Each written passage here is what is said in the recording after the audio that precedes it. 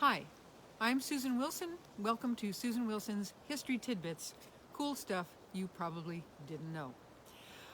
You ever notice in Boston that the Massachusetts State House has a beautiful gold dome, and then there's something on the very, very top of that?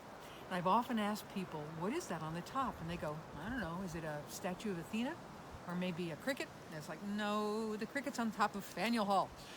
Anyway, what's up there is a gold pine cone.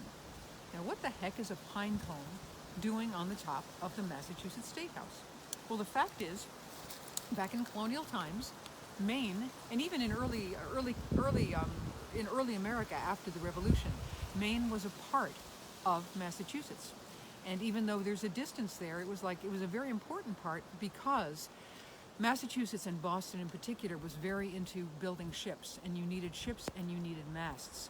And pine trees were a great source. Wonderful big straight pine trees were a wonderful source of those masts. So they would bring them down from the King's Forest. In colonial times, all of these forests belonged to the King of England. They'd bring them down and then make them into ships. And therefore, we wanted to commemorate that, even though Maine split from Massachusetts in 1820, it's still commemorated on the State House.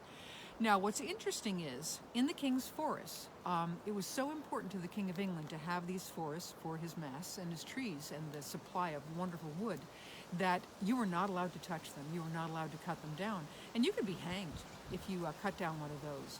However, there was one little way you could get around that. Come on down here.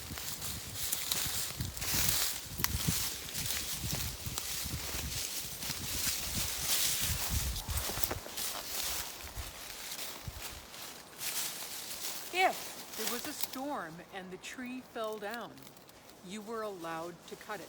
You could take it and it wasn't illegal at all.